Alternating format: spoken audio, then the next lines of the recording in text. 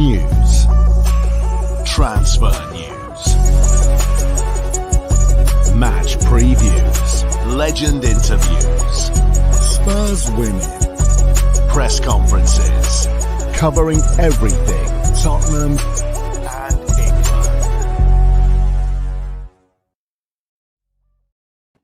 Welcome back to the channel and welcome back to another edition of the Spurs Chat podcast. It is all happening. There is now just over 20 days left of the summer transfer window. Spurs face Leicester Monday week in our first Premier League game. And we got the here we go earlier today. Dominic Solanke from Bournemouth to Tottenham Hotspur. And he will join the club on a deal until 2030. Emerson Royal is also joining AC Milan on a 4-year deal. What is next for Spurs in the transfer window? I've got very special guest and channel regular Josh Hughes back with us from the Daily Mail. Josh, how are you? How's your day been? It's been a stress today, I can't lie. Work is crazy. We're at the tail end of the Olympics. The football is well, it started in some parts like Scotland, but I suppose from our perspective, it properly starts tomorrow with the Community Shield, which I'll be working as well. But of course, the transfer window is really heating up. A lot is happening. And in true Tottenham style, I come onto a podcast. You mentioned Dominic Solanke.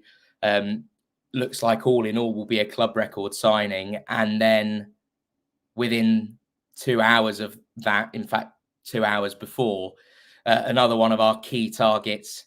That is definitely not happening. And I sent a voice note to those listening to Chris earlier saying you cannot sum up Tottenham better than this. And I've been sending around the gif of Chiellini saying it's the history of Tottenham in my various group chats today, because it is so typical. We get one in, which I'm pleased about. And it'll be great to see Solanke at the club. Seems like he's Ange's number one choice. So I'm glad that Ange is getting his man. But of course, Neto, I think a player that we all would have liked. Looks like he's going to Chelsea now, provided he doesn't fail his medical, such as his injury record. But it's very, very typical that a lot of stuff happens in one day. And I think Ali Gold is on holiday as well, which is inevitable. Tottenham getting the deal done for a striker when he's on holiday. I think that seems to be the way as well. And Emerson off to AC Milan despite conflicting reports. So it is all happening now. And, you know, off the back of the last podcast that we did, I said, I think we'll get 3. And it looks like it could be that now, the way things are going. Josh, of course, recently the mood has been pretty low and frustrating amongst the fan base. But of course, today, with the news, the here we go from Fabrizio Romano, that Dominic Solanke will be joining Spurs. And apparently he has completed the first part of his medical. I'm sure he'll be unveiled as a Tottenham Hotspur player in front of the home fans tomorrow against Bayern Munich in our final pre-season friendly. Are you surprised by this move for Dominic Solanke? Because I've seen a number of reports coming out today stating that this was Ange Postecoglou's number one striker target, certainly in this window. And I also want to ask you, is there any possibility or any chance that Spurs could sign Ivan Toney still, and we have both strikers in? Well, I think we'll start off with Solanke. I think the one thing that is perhaps a surprise is the transfer fee itself. A player that has had, you know, last season he was pretty prolific. It was 19 goals, 3 assists in the Premier League. And, you know, apart from that, the only time he'd been prolific really in his career was in the Championship, and before that, youth football. So it's slightly surprising, but more surprising that all the noises indicate that this is Ange Postecoglou's man. This is the guy that Ange wanted.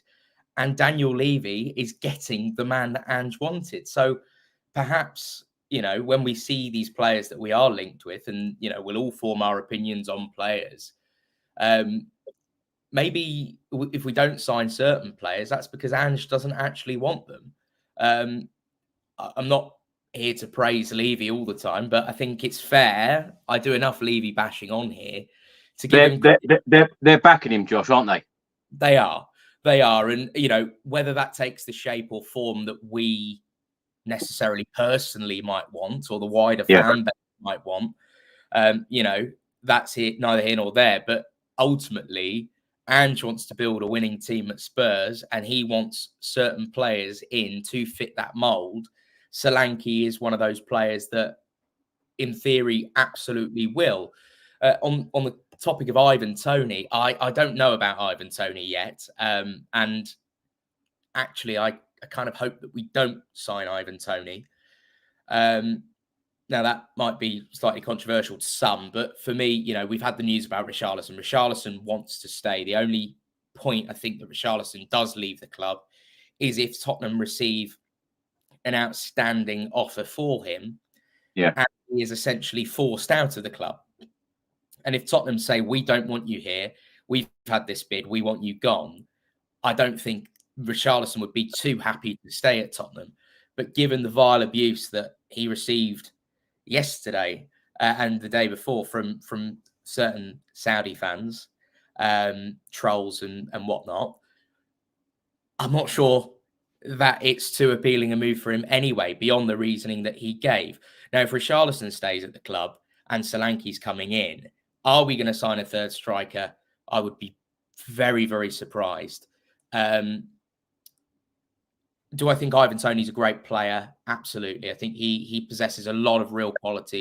I mean, you only needed to see him for the few minutes that he played for England to see just how good he is. But, you know, I think actually Solanke and Richarlison, it's a nice little balance because Richarlison is a lot better on the ball. He links up a lot better. But Solanke is an out-and-out striker. And, you know, where I don't think he's the best at passing, he is a great finisher. And I think the two can really challenge one another. So I'm excited by that prospect. I think people shoot down Richie. And, you know, I completely understand why a lot of people don't like Richie. But for me, you know, if you can keep him fit, and that's a massive if, because he's had so many problems. You know, he had a pretty impressive season when he was fit.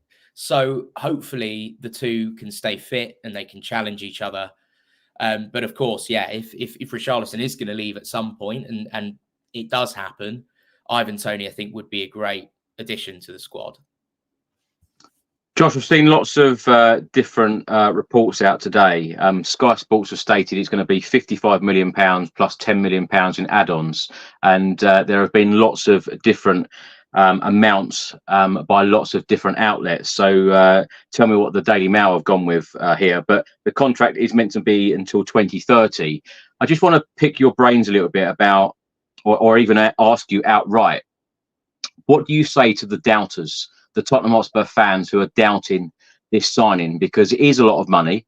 I think if you said at the start of the window that the striker we will go out and sign would be Dominic Solanke, I think a lot of people would have been surprised. But when you really think about what he did last year in a mid-table side such as Bournemouth, scored 19 Premier League goals in 38 games. And when you look at his overall play, and I've had a couple of Bournemouth channels on this week, and they speak so highly of him, and they did not want, or they don't want him to leave. And they mention in detail about his pressing and his work rate. What do you say to the doubters? Yeah, I mean, I have my doubts myself, and you know, I'm going to be perfectly honest. I've been on this channel and I've said to many people, was he going to be my first choice? Absolutely not. However, I have faith in Ange Postecoglou. I'm choosing to have faith in Ange Postecoglou, and that's where I'm going to base my opinion off of partly. And if Ange wants him, you know, I think this is it. And we can't say we want Ange to be completely backed, and we can't say that we want Ange to actually, you know, to get the players he wants and to build this project, and then at the same time slate the players that Ange Postecoglou wants to bring in. I mean, especially before they've kicked a ball at the football club. And that's all I would say is I've got my own doubts. But his work rate is very good. And one thing I would say is Last season I enjoyed watching him, and I was impressed by how he played in a lot of games. There was one game I think Bournemouth played at the Emirates towards the back end of the season, and Solanke, even though Arsenal won the game, Solanke was a handful. And against us, I think he scored against us, didn't he, as well?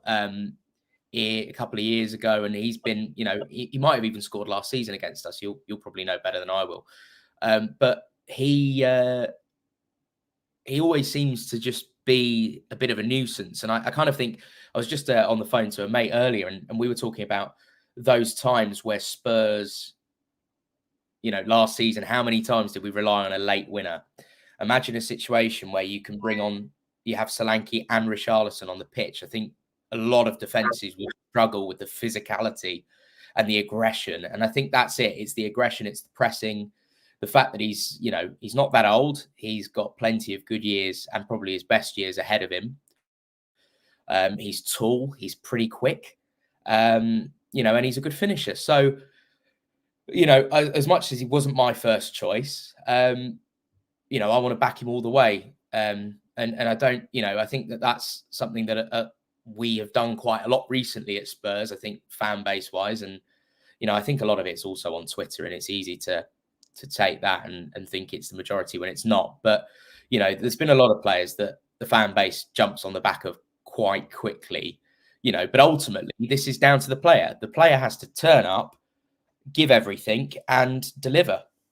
He's coming in, and I quote him as, say, Harry Kane replacement, in the fact that he is the first striker we're signing, since Kane left the club. He's got to go and deliver. He says he wants to be at the club. He says, it's very clear that he's, all the quotes have been, he's very excited to be joining Spurs. Well, go and show that and deliver. That's the thing that's going to get fans on side. That's very important, what you've just said there, Josh. And as Postecoglou has said that many times about, players wanting to join the club, excited about joining the club, because he come out and said that, a lot of the time people think that is a given, but it's not. How important is it that a player is excited about joining Ange Postecoglou's project? And also what I wanted to ask is the Richarlison situation. I said on a video, I think yesterday, that I just want to see Richarlison do all of his talking now on the pitch. And I want to see the Richarlison that we saw in an Everton shirt, because he was a real handful, very good finisher. And he hasn't had that great a time at Spurs. He had a good patch last season, but we need to see that on a consistent level with Richarlison. Does it help someone like Solanke coming in? And do you think that in some strange way that you're going to get more out of Richarlison with that competition, because a player might try that a little bit harder? I wouldn't doubt Richarlison's work rate. I think that's one thing I definitely wouldn't doubt. I think what it will do is it will encourage him to push himself further. And I think he pushes himself pretty hard. I think the problem for me with Richie is the injuries. You mentioned about wanting to see the Richarlison at Everton, and I completely agree, but I would go more recent than that. I want to see the Richarlison that we saw in January and February. He was absolutely fantastic. And I think the two can complement each other pretty well. They're both similar kind of profile. They're quite different players, but in terms of the physicality, the size, they're not too dissimilar. I think we're probably lacking now that sort of, I always refer to it as the Jermaine Defoe type striker, that shorter, quick, nimble, bit of a terrier type. Yeah. But, I'm pleased with those two. And I think they both push each other. And we've got a lot of games this year. I wouldn't expect to see us sign another striker after this, because I think we actually have a perfectly sufficient third option up top, and that's Mikey Moore. I think that Mikey Moore can learn a lot from Dominic, Solanke and Richarlison.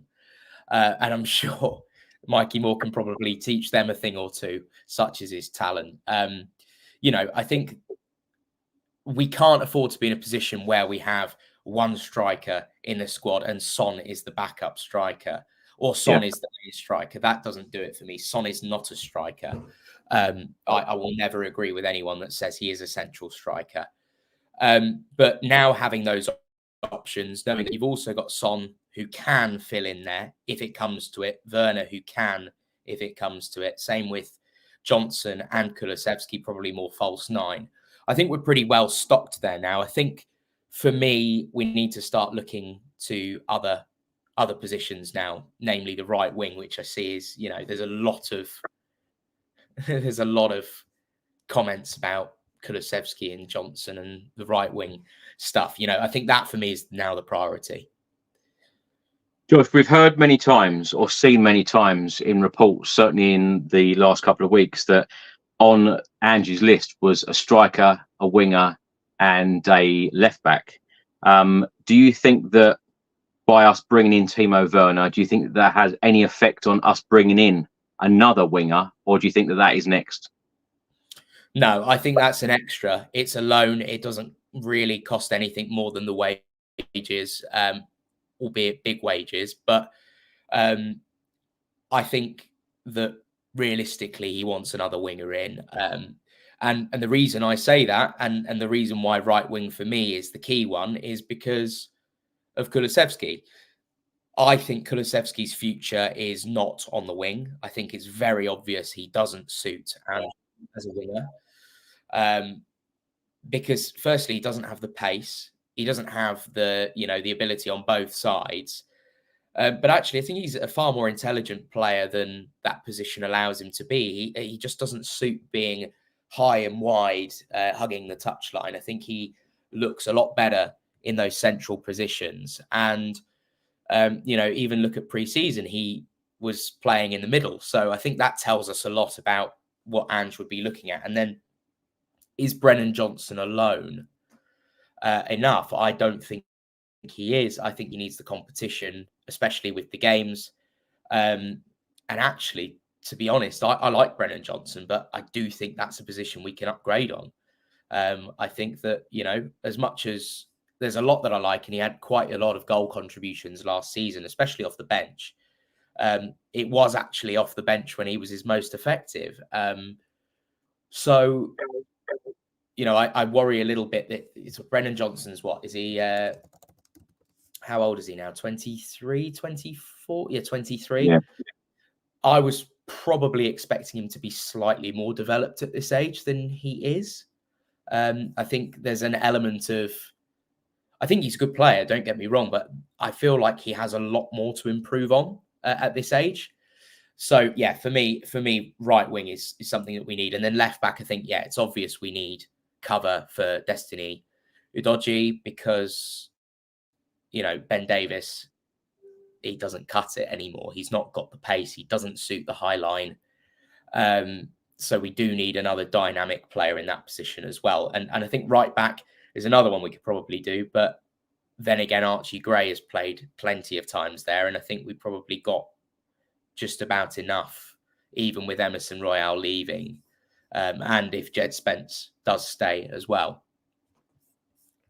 Josh, with the fee, £65 million for Solanke, does that bother you in any way about him being the club record signing? And how important do you think it is that a player, certainly a striker, gets off to a great start, hits the ground running, and most importantly for a striker, scores goals? Well, I'm just bloody glad it's not Tanguy Ndombele that's our club's record signing anymore. My word. No, Dominic Solanke, look, I think he will relish the fact that he's a club record signing. And this is all about what's up here, right? And Ange, for me, the term I like to use with Ange Postecoglou is mentality monster. That's what he wants in his squads. That's what Mickey van der Ven is. That's what Romero is. There's a number of players in our squad that, would fit that bill. I'd say our whole back line and Vicario, I would say Bissouma, Sarr, Bergval, Son certainly fit that bill. And I think that this is it. If he is the number one striker target, which he was, we know from previous windows that Ange likes to talk to his players, almost like an interview. He wants to speak to them. And if he doesn't think that they have it up there, he's no interest. So there's a reason he's being brought in. Obviously, it's all well and good saying this. He needs to go out on the pitch and he needs to score goals. But I don't think it's a huge risk. This is a guy that's played in the Premier League. He's not only just played at the Premier League, he's been at Anfield, he's been at Stamford Bridge. You know, he's been at big clubs, so he understands how big clubs and big club mentality works as well. That's the other thing that I think that people forget about Dominic Solanke. So, you know, I think he's being brought in actually at the right age as well. We're not going for a 20-year-old. I think it's good that we're going for someone that is, you know, a little bit older than that, but not yet at the years that people, I suppose, would call the peak. It's sort of 26 years old. It's a good age. It means that he would be a little bit more mature than some of the players in the squad, but certainly not the oldest. Actually, I think he weirdly could bring a bit of experience to some of the younger players as well. So, look, of course, everyone looks at the transfer fees and players will be judged on that time and time again in the media, the first to admit that. But I think this is down to his mentality, and he needs to show now on the pitch, you know, let his football do the talking, because, you know, the media is going to do what the media is going to do. The fans are going to say what the fans are going to say. But he is the one person that can influence both of those things. Josh, we've heard the term deadwood a lot in recent years under various different managers at Tottenham Hotspur. But in the 12 months that Ange Postecoglou has been at the club, have you been impressed with the turnover of players coming in and going out the door?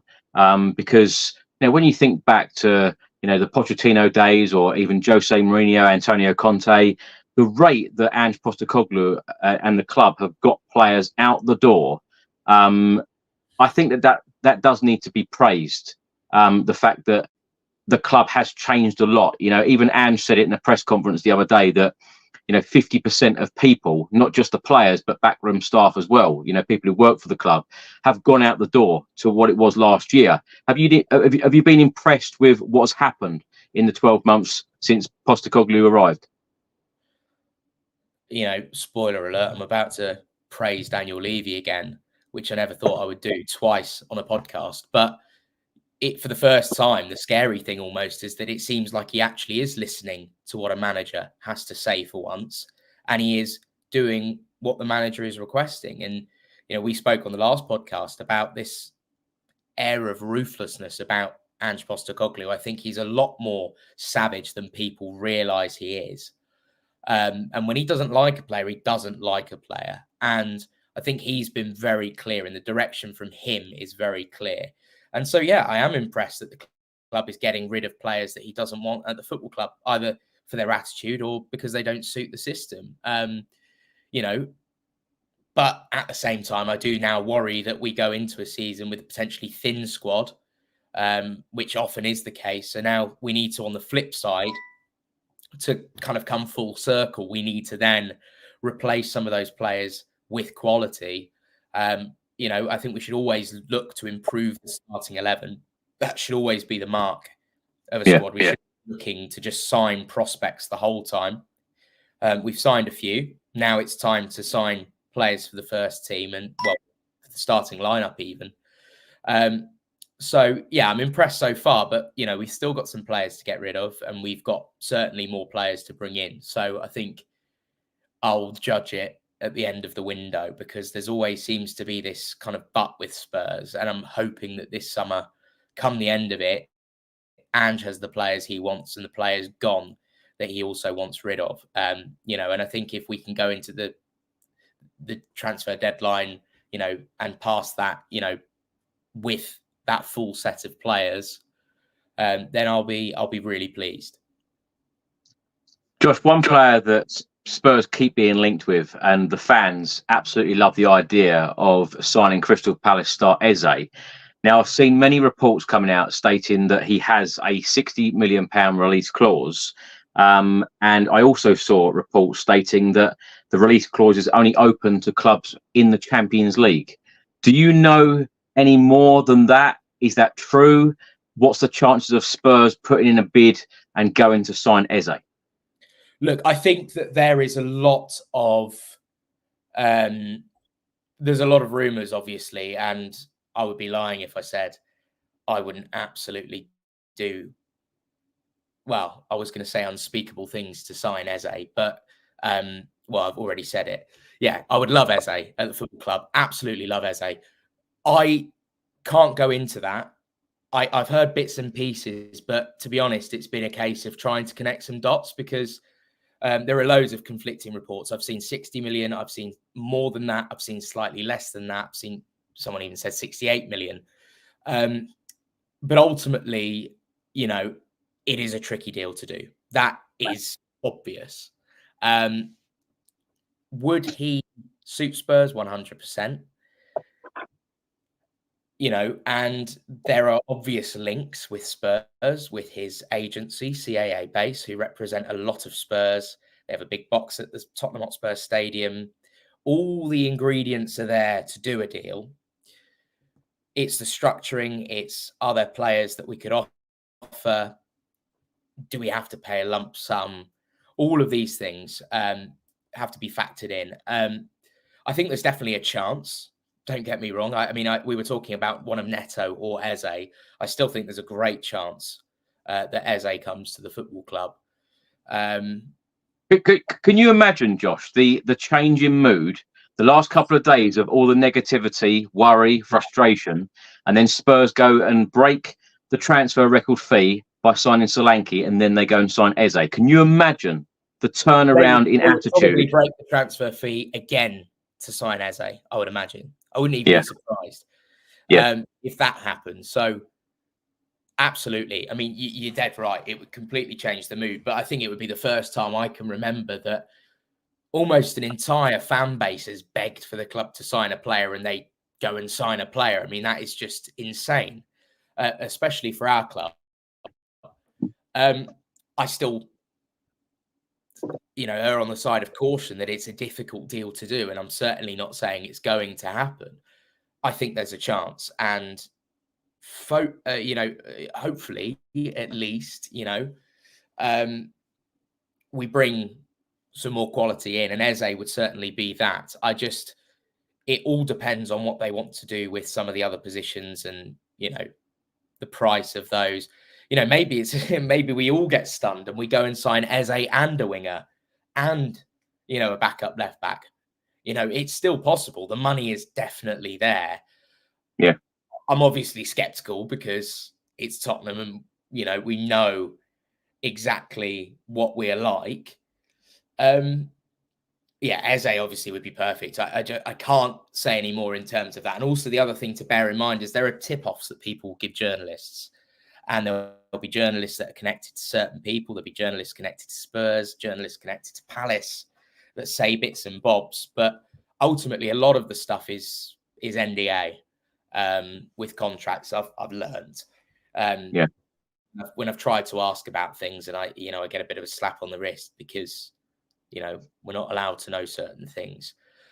So it's not going to stop me asking people that are in a better position than I am to know about these things. But right now, it's as we were. We like the player.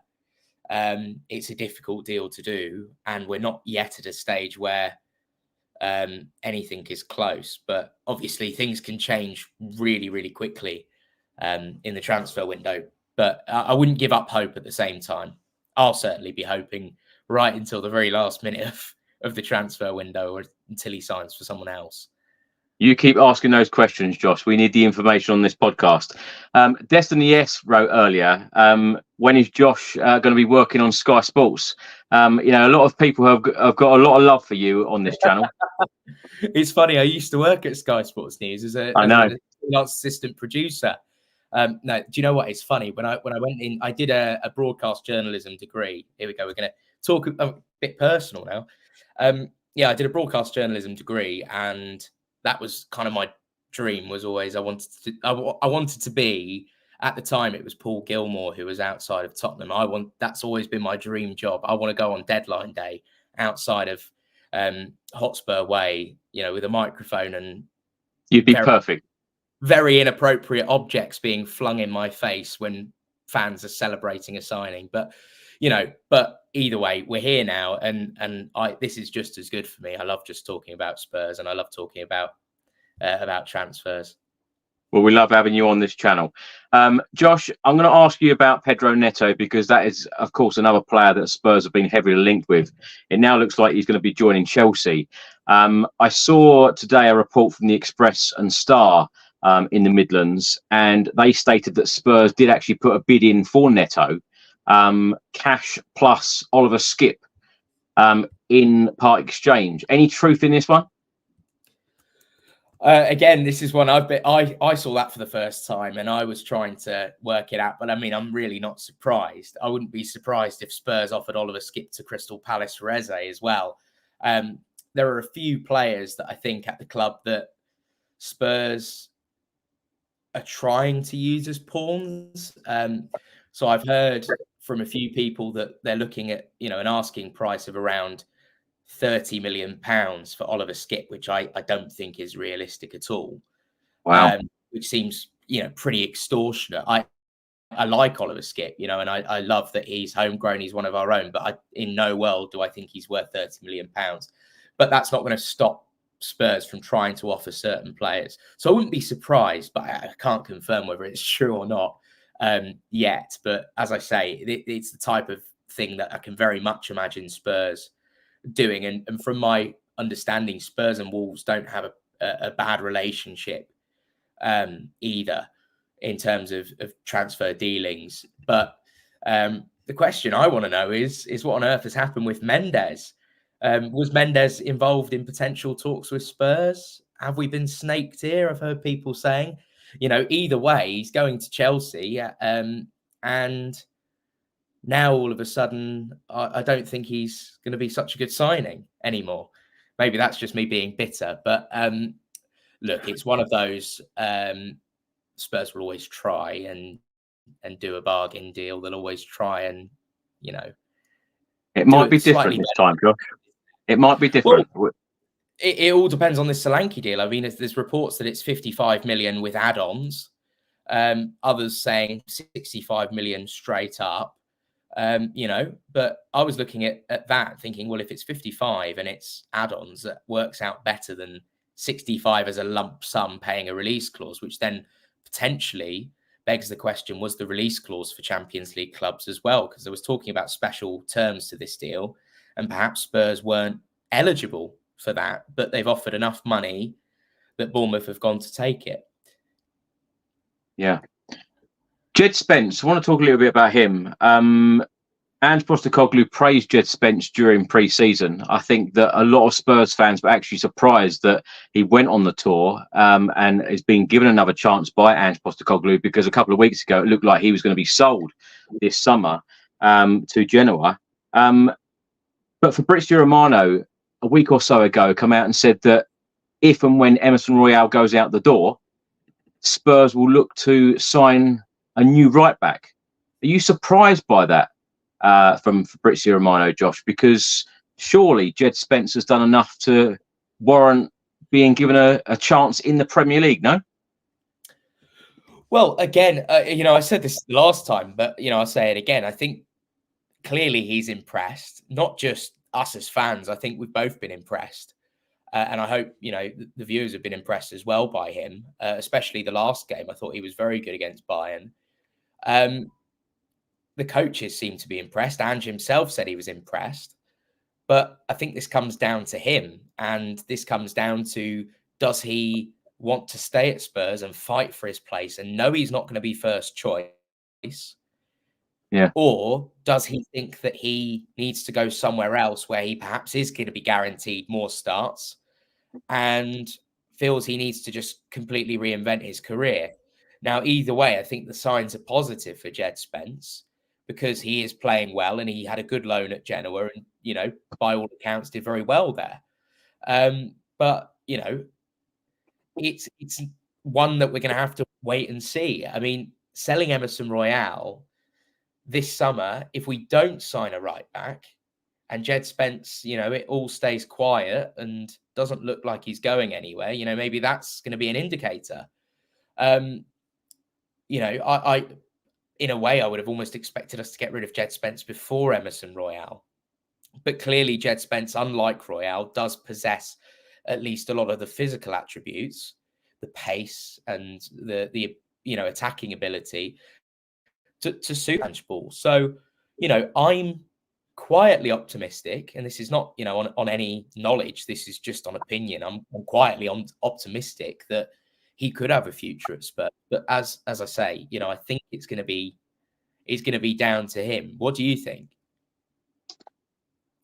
I think he's done enough during pre-season. As I said, I was very surprised when he was given the opportunity, by Postecoglou. But it depends on his attitude, and it depends on what he wants. Because, of course, there is going to be that big competition with Pedro Porro. He's going to get limited game time, so it depends whether he wants to play week in, week out. And as I've said on this podcast a lot, when players do go out on loan and then they go and play for teams week in, week out, when they come back, and they don't get much game time, that must be quite frustrating. For me, they've either got to knuckle down and try and be better than the competition. I know there's going to be a lot more games this season with Spurs, of course, being in the Europa League. But I'd like to see it work out for Jed Spence. But again, Josh, I wouldn't be at all surprised if he did go out the door. Yeah, no, I completely agree. But I think the option is there, and I don't think the door is shut. And I think that's a really exciting thought because, I must say, I was a massive fan of Jed Spence when he was at Nottingham Forest. I thought he was absolutely fantastic, and I really wanted us to sign him. I was delighted with the signing, and as you naturally are when there's a player that you really want, and you kind of, I went on Twitter Spaces saying I really wanted him. A lot of people weren't so sure.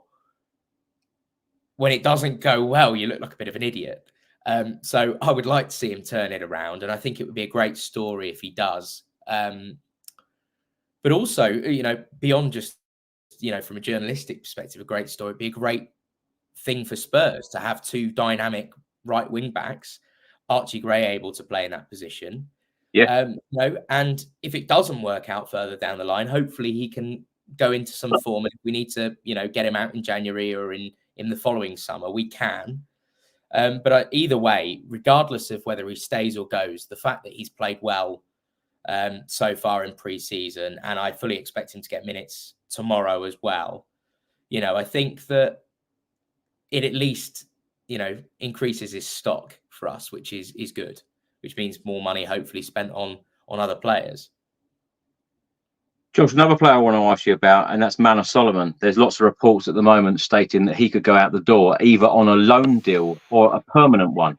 Would that surprise you? Because when you think back to the start of last season, particularly the Burnley away game, I think you got a couple of assists that day. Looked really good in a Spurs shirt. Got an injury. Spent most of last season out injured. A lot of fans have been frustrated by his injuries, but of course, sometimes players are just unlucky with injuries. He's come back, didn't have that much game time in pre-season so far, certainly on the Asia tour. Would you be surprised if Spurs offloaded him at this stage? Well, I'm kind of a little bit torn, to be honest. I'm a little bit torn. Have we seen enough of him? No, we haven't, because he's been injured the whole time. He didn't cost us anything, and I think it's just one that I can't see it working. I think it's all got a little bit toxic. Certainly, if you look on social media, it's a very toxic one. For both football reasons and political reasons. I'm not going to go into that. I couldn't care less about, I care about the football here. And from a footballing perspective, he's been injured the whole time. He didn't cost us anything. Is he taking the place of someone else? If we can go and get someone else, it really depends on if he's fit or not. But, we've not seen him. So, he just unfortunately, and he's had lots of injury problems in his career. It strikes me of that as, a Clinton and G and a GK and Kudu. It's, player brought in with a lot of potential and a lot of, you know, quality, you know, in terms of technical ability, etc. But I don't know, it just doesn't seem to be working, does it? And, you know, this is the other thing that I find is a little bit, you know, maybe I'm reading too much into it, but, you know, whenever you see club media, you know, you never really see him in and around, you know, the groups of Spurs players. You know, I don't know. I just get this sense, maybe I'm completely making it up and it's a load of BS, but I just get this thought that he is quite isolated. Maybe it's because he's just been injured the whole time. I don't know. I think we're wasting our time on that, to be honest. We need to be ruthless here. We need to build a squad to win, and I'm not convinced. Angie's very good, though, in including players, even when they're injured, because when you look at Destiny Udogie and Richarlison, they didn't get a minute during the Asia tour, but they were still on the plane. They were still with the players. I like that. I like when the players are, you know, together the way that they have been, you know, since Ange has come in the door. You know, he's certainly changed that within the fan base as well, where everyone feels together again. Everyone's looking forward to the football. Josh, let me ask you about some of the development players. Devine, Lancashire, Donnelly. I know we've spoken at length before on these podcasts about these youngsters, but it seems that the club haven't really made up their mind whether they're going to keep them at the club to perhaps play first team minutes, to go back into the under-21s, or go out and get valuable game time on loan at either Championship clubs or League One clubs. And I also saw a report recently that Jude Solanke, apparently he is now, you know, Spurs will let him go on a permanent deal if an offer comes in. That one came from the Daily Mirror. Are you surprised by that? Solanke, I always kind of thought was a try, see how good he is, and move him on if it isn't, you know, working, probably because of the age that we bought him. I thought that was a little bit strange. You know, and I've seen him a few times. I don't think he's a bad player, but I don't see enough in him personally where I think you're going to make it for Spurs. When I look at Lancashire and I look at Moore, I look at Donnelly, there's just levels. Like even players like Tyrese Hall, who, you know, is far more raw than the others in terms of, you know, he's younger and he's you know, still got a lot to learn. I still look at that and I think, you know, there's a player there.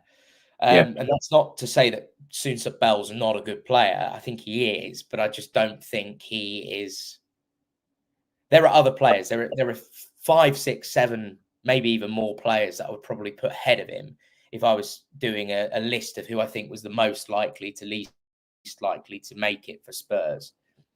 In terms of the others, I mean, I think it's best to just go through it quick fire. And I would say, you know, if I'm going to go with sell, loan, or first team, I think that would make sense. I would go Donnelly, loan, Championship, Moore, first team, Lancashire, loan, Championship, Hall, loan, League One, Dorrington, first team, Gunter, loan, anywhere in the EFL, I think would be good for him. We've already got rid of Iago Santiago. And then Devine, I would say loan, Championship, because I don't think he entirely proved himself at Plymouth Argyle. So I think he could do with one full season in the Championship, go and deliver like Ollie Skip did when he was at Norwich, go and have a really good season, and then let's see where we're at with Devine, who looked actually pretty good, I thought, against Bayern. Josh, when the official statement and announcement come out about the pre-season tour, of course, Spurs said that Bryan Hill and Sergio Reguilon weren't going to be getting on the plane because they were pursuing moves away from the club. Bryan Hill, of course, has gone out the door.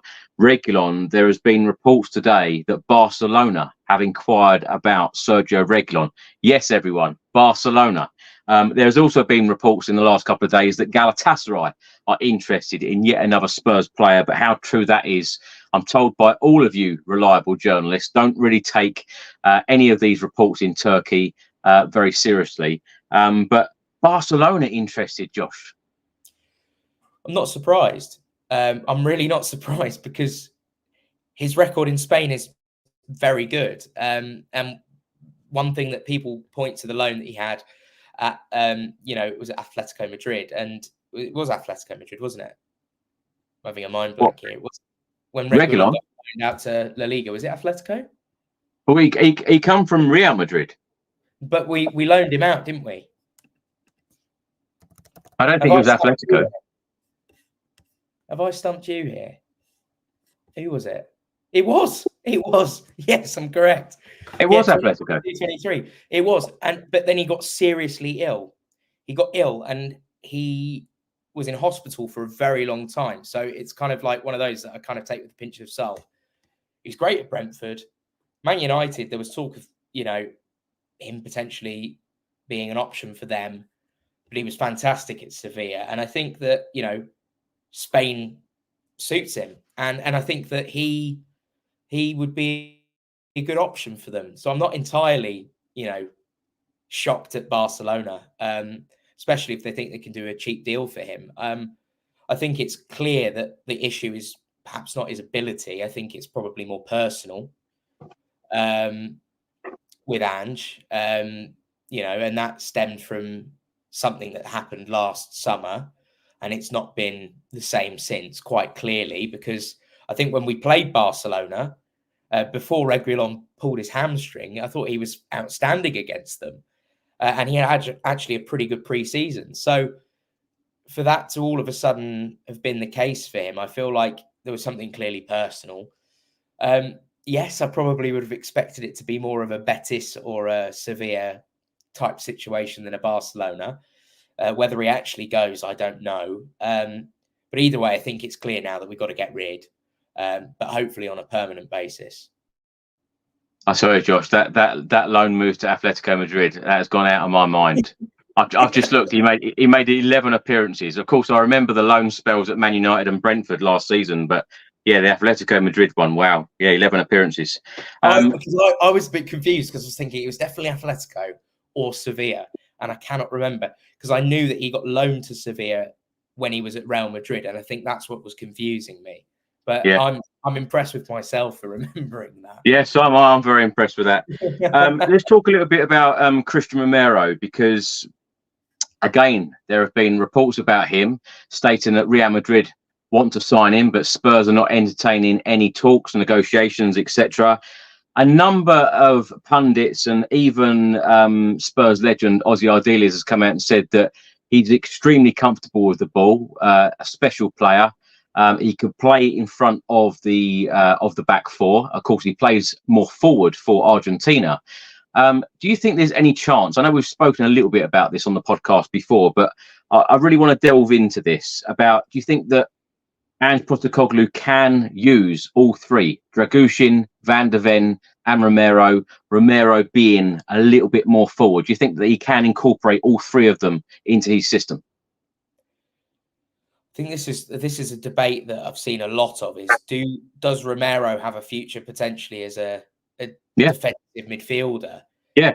I tend to think let defenders be defenders, let midfielders be midfielders. That's just me. But the thing is, Josh, when you really think about it, he is the one who can put in that crunching tackle, can protect the back four, sure, extremely comfortable on the ball, can pass, the range of passing that he has, very, very confident. I think that he's made for that position, isn't he? My only fear, I think he's a great passer. I agree with all the points you make, but my fear is how long he actually takes on the ball. You watched Romero play for Spurs last season, and yes, most of his passes were accurate, but he spends about 5 seconds on the ball before he makes a pass. And I don't know whether that's because, well, most likely it's because Andrew's saying move it effing forward. Well, I think probably it's because no one's bloody running and dropping into the pockets has happened quite a lot, especially when we played, teams that sat deep. But no, I mean, for me, maybe, but I think he's doing just fine as a centre-back. I wouldn't want to disrupt the partnership he's got with Van der Ven in any way. As I said before on the podcast, I think it looks tailor-made for back three, but then again, I feel like we've not been spoilt for choice before. So I think that naturally we're saying, oh, well, if there's a great player on the bench, they've got to be playing. But actually, I think it's nice to have good players on the bench. And I think we need to get comfortable with that, because that's all good teams have good players on the bench. I don't want to be looking to a bench. And thankfully, I won't be looking at Brian Hill on the bench anymore. Yeah. But, I think that come certain situations, it may happen. I think Ange is probably a little bit too stubborn to change that. I'm not, as much as I have certain concerns about the system, I'm not changing Romero into a midfielder just yet. Josh, of course, the new season is just around the corner. We face Leicester City away Monday week in our first Premier League game of the new season. Do you think that we will see a more aggressive Tottenham in Postecoglou's second season? Because, of course, Vicario, was criticised by even our own fans for being a little bit weak, certainly on set pieces. Do you think we're going to see more aggression from even people like him? He's a nutcase, Vicario. He's an absolute nutcase. So I'm absolutely certain we will. I think it's hard to question that Spurs are an aggressive team. I think what I would say is controlled aggression and aggression in a mature way. Yes, absolutely. Are we going to see Tottenham do what they did against Chelsea and kind of self-implode? I would like to think not. And I think this is it with Spurs. And that's often the question is Spurs, it's that line of whether we're an aggressive side and it goes too far. It's about, are we going to see the Romero that we see for Argentina? And actually, in fairness, we saw last season, everyone says all this stuff about Romero and his bookings, but he didn't actually get booked an awful lot at all last season by his standards. Yeah. Take away that red card against Chelsea, in and of itself, he was a bit naughty. He also did get the ball first. That's, my Tottenham bias coming into it. I think it's fine because he's won the ball, but others don't see it that way. His record's great. Look, I think we're naturally going to put ourselves in danger with this system, but I'd like to see aggression in the way that tactical fouls, clever yellow cards, disrupting counter-attacks. I think that would be a good start. But also, sure, from a defensive point of view, we've got to improve from set pieces. Vicario's got to be more assertive. The centre-backs, this is it. The zonal system doesn't work. I've never, ever believed that zonal works. Never liked it, never will. And I'll actually throw something in here, which I was thinking about recently. I'd actually like to see more from Mickey van der Ven defensively. Now, that sounds a bit weird saying because I think he is near on perfect. But what I mean by that is actually the guy is 6'4", is he? I think 6'4". He's the biggest lad. Guy, I want to see him getting his head on those, corners. Yeah. Side with him. I want to see him being a little bit more physically imposing in those certain scenarios. And that's not saying he's bad in those scenarios, and I think a lot of it's down to that zonal marking. But as I say, I think if Van der Ven's going to go up another level, which I believe he's got in him, which by definition, I think that makes him the best defender in the Premier League by a mile, it's to become as physically imposing as a Virgil van Dijk. And I think if he adds that to his game, I think, this game over. I would expect us to be better. Everywhere Ange has been, those questions are asked and they improve. So, I'm hoping. I can't say we definitely will and look like an idiot, but fingers crossed. Josh, last couple of questions for you. What rating with Solanke in? What ranking or rating out of 10 would you give Tottenham's transfer window so far?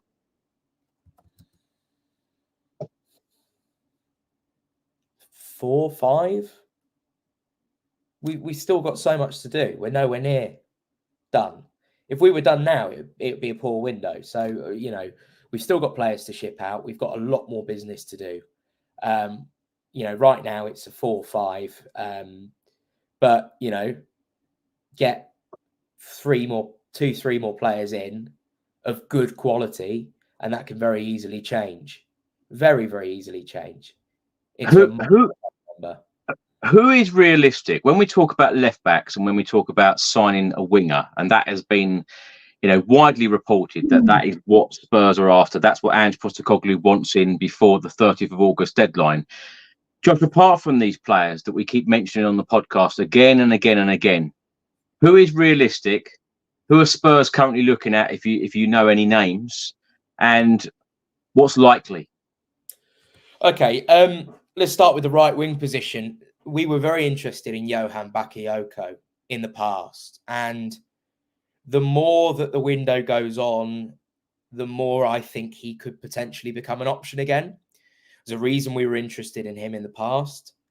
A tremendously talented player, possesses all of the attributes that you would want. He's very young. I think he's 21 years old.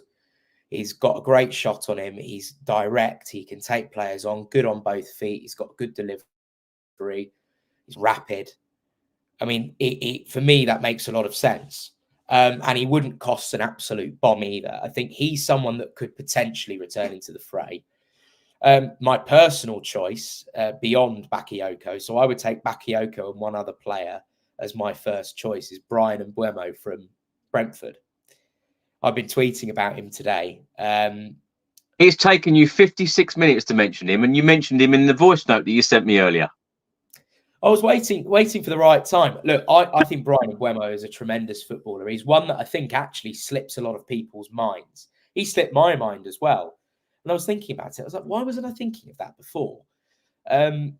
He's very, very good at taking players on. He's rapid. He's got Prem experience. And I know you can call me a hypocrite here because we were talking about how I think Prem proven is nonsense. But I mention that because a lot of people do see it as an important factor. And he does have that. He had an injury, a serious injury, came back and recovered well from it, which is good. That's a really encouraging sign. Unlike a certain Portuguese winger going to Chelsea that doesn't seem to be able to recover all that well from injuries or seems to get repeat injuries. One thing that I was worried about with Bryan Mbeumo was his shooting ability. But then last season, he played almost up top for Brentford quite a bit, and his ball striking ability improved massively. The other question that there is on a player like Mbeumo is, he seems like a counter-attacking player. How is he going to suit a system where you're dominant on the ball? And I think we don't know because Brentford don't really tend to dominate football matches.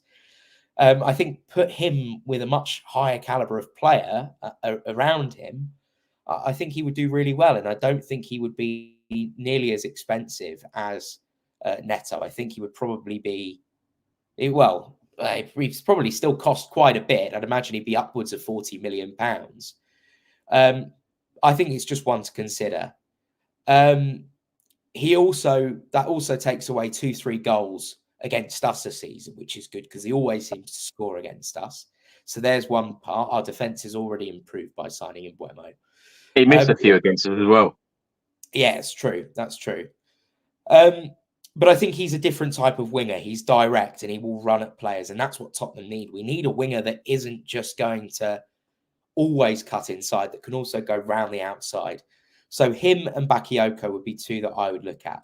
Rafinha's another one that's being talked about. Rafinha would make sense from the fact that I think Barcelona are prepared to let him go, more than prepared to let him go.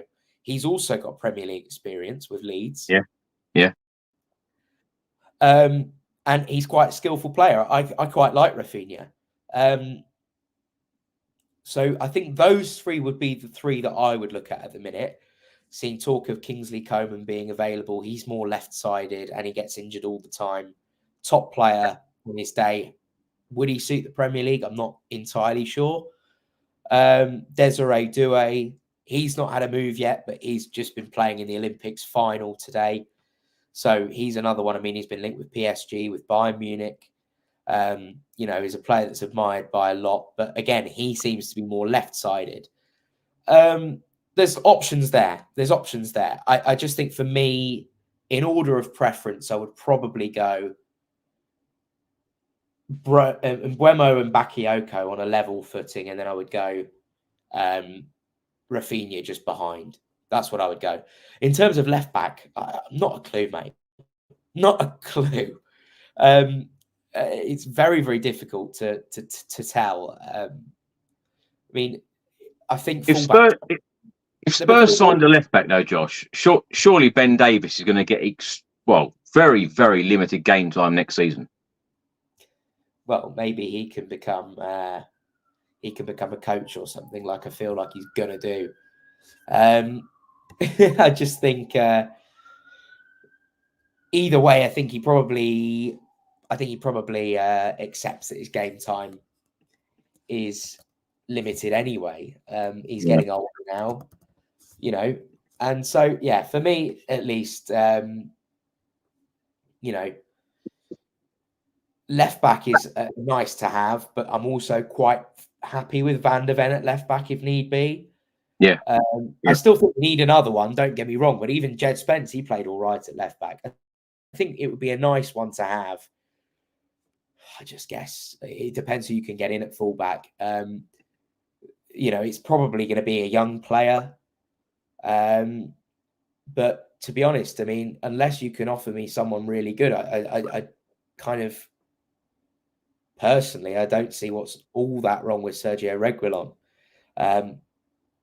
From a football perspective, if you get the Reguilon that's playing against, for Brentford, I think that's more than good enough. It's certainly better than Ben Davies. But I think right wing is my main concern. There's another player that we've been that a lot of people are talking about is Edon Zegrova, the Albanian winger that plays for Lille. Another talent. He's 25 years old. He's Kosovo Albanian. I've got to get that right because a lot of people will be angry if I say that. And I think he plays for the Kosovo national team. Looked very good from the various clips and things that I've seen. I can't say I've watched anything of him in full to make a judgment on that. But yeah, for me, the players that I mentioned before, Bakayoko and Mbeumo, they're the two that I would be most keen on. And if we went for Mbeumo, we certainly wouldn't be signing Ivan Toney. Josh, very last question for you. Just wanted to ask you about budgets. What do you think Spurs' budget is in the next 3 weeks? I think the budget is dependent on if we can do a good deal, if a player becomes available, who Ange wants. You're gonna get a politician's answer from me. I could not possibly tell you what the budget is, but I'd imagine we'll definitely spend. Well, we'll spend over 150 million this summer for sure. For sure.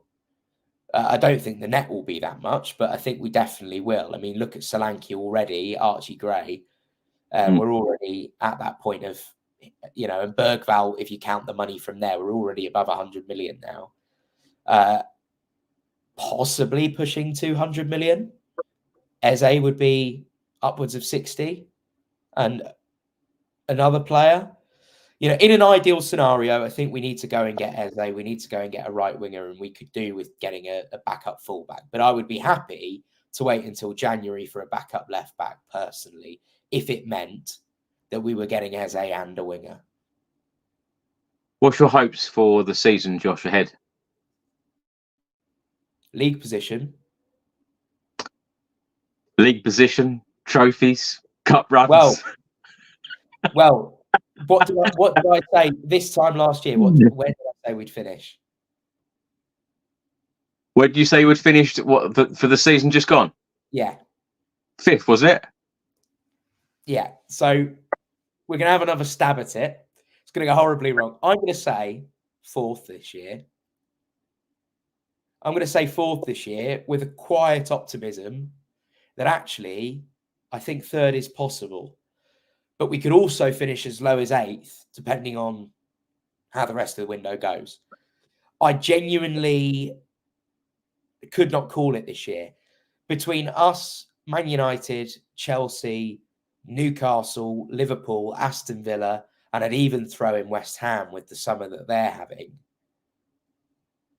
I think that from 8th position to 3rd is going to be very, very, very hard to call.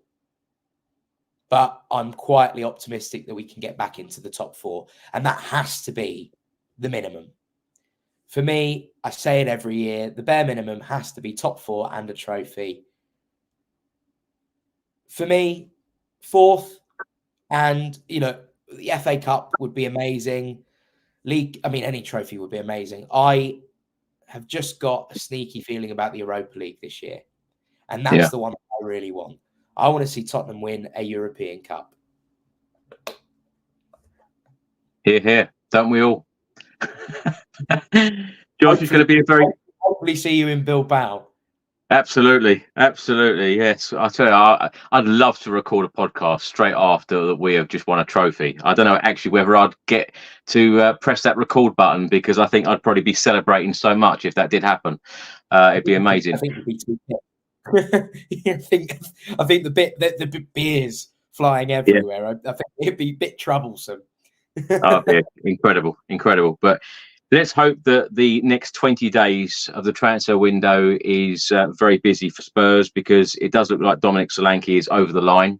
Hopefully he will be unveiled as a new Tottenham Hotspur player pre-match against Bayern Munich on Saturday. That's going to be an interesting one. Josh, sorry? That's the question. If they get the deal done tonight, can he play tomorrow because it's a friendly? Oh, that's a good question. I wouldn't expect it. Well, how many friendlies do you see they have? Like player 1, player 2, trialist 1, trialist 2. Yeah. Either way, I think he'll be unveiled tomorrow. I'd be shocked if he wasn't. Yeah, God, that'd be exciting if he was given some minutes, because the Bournemouth manager Iriola turned around and said that he'd be playing against Girona on Saturday. So, you know, fit, available. Yeah, interesting one. If they can do it quickly enough, and obviously they don't have to register him, you know, Premier League wise yet. Yeah. Wouldn't that be a story? Harry Kane, who is injured, is there watching as Dominic Solanke scores a winner for Spurs against Bayern Munich. Now that would be a story. I think that's a bit far-fetched, but we can dream nonetheless. You should be writing books. At the endings, yeah. It's meant to all be about Harry Kane's return, but it turns into Dominic Solanke getting the winner against Bayern Munich at the Tottenham Hotspur Stadium. Yeah, it's only a friendly, but there is a cup involved. It is for the Malta Cup. So there is going to be a bit of banter tomorrow, no matter who wins, whether it's Harry Kane lifting the trophy or Spurs lifting the trophy. Of course, Josh, there is going to be a lot of banter. Josh, thank you so much for joining me yet again. You're always a fantastic guest, speak so well, give us some great knowledge and insight. So thank you so much. Where can people find you on social media? And I expect it's going to be a very, very busy next 3 weeks for you. It's going to be mad busy at Josh UTV on Twitter. I've been very quiet this summer. I've been quite quiet on Twitter for a while, but I did a tweet about Valise, and I've done one about Mbuemo earlier, and I feel like I'm just starting to get a little bit more active on it as the transfer window hots up. So I'll probably start tweeting a little bit more in and around these various podcasts. But yeah, it's just going to be back end of the Olympics now, into the action. The football season really starts tomorrow. Tottenham back at the Tottenham Hotspur Stadium, Community Shield, both glorified friendlies. But do you know what? I think a lot of us, for the negatives, the positives, the fears and the hopes, you know, I think we're just back. We're just glad to be back. Yeah, absolutely. Yeah, well said. I just want to say a big thank you to everyone who has tuned in tonight. 2,500 people watching on a podcast that Josh and I decided to do about half hour before we went live. So simply incredible numbers. So thank you so much for all of your support. Thanks for all of your comments. Thanks for all of your questions. And thank you for all of the birthday messages, by the way, today. That has been great. I have been bantered a lot today, stating, from a lot of opponents fans saying you got Dominic Solanke for your birthday. So Emerson Royale's leaving as well, and things do come in threes, Josh. So the day isn't out yet, so anything can happen. Josh, I didn't even realise it was your birthday. Happy birthday! That's all right. It's been a busy day. It has been a busy day. That's all right. That's fine. You're a Josh, madman. thank you so much.